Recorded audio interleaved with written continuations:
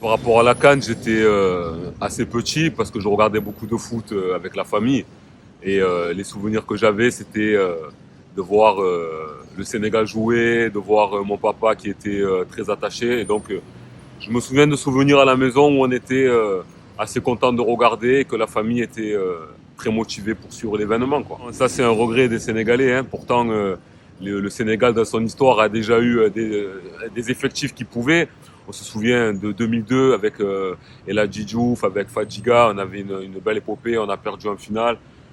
Le Sénégal a aussi tapé aussi à la porte la dernière compétition face à l'Algérie. Donc à chaque fois, c'est à deux doigts.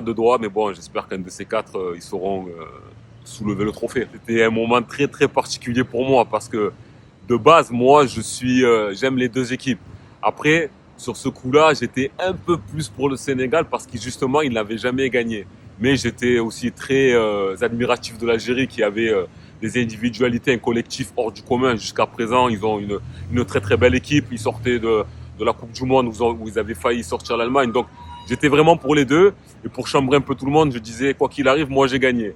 Donc, je choisissais la facilité, mais c'était un grand moment parce que je m'amusais un peu à clasher ma mère, un petit peu tout ça. J'aime les deux équipes, mais c'était particulier pour moi, mais un peu plus pour le Sénégal parce que justement, il n'avait pas gagné.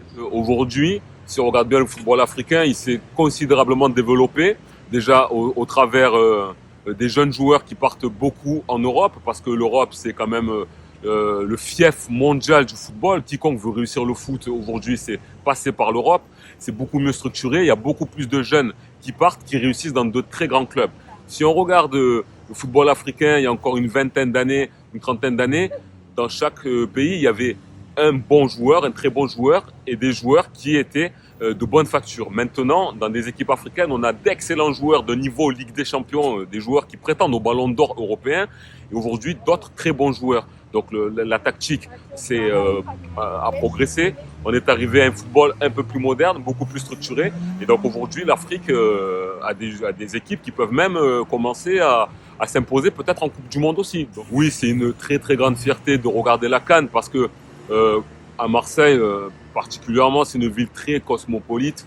Moi, j'ai grandi dans un quartier populaire où il y a vraiment toutes les nationalités et on prend un plaisir fou à regarder entre amis.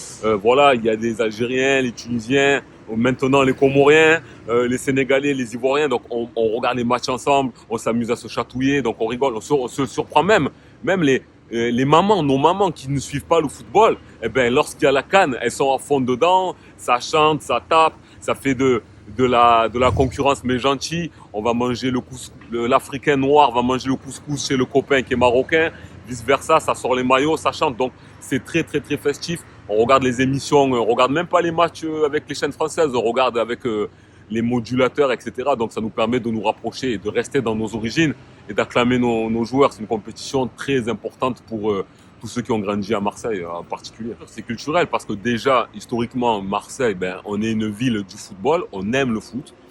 Beaucoup d'Africains aussi regardent l'équipe de France, on est français, etc. Mais on n'oubliera jamais nos origines.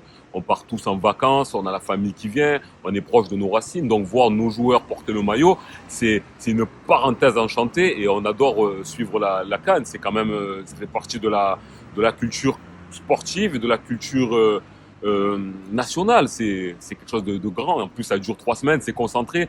C'est pas un championnat qui dure un an comme la Ligue 1 ou la Ligue des Champions. Là, c'est concentré sur 3 semaines, 4 semaines. C'est vraiment la fête et c'est l'occasion de se retrouver entre nous.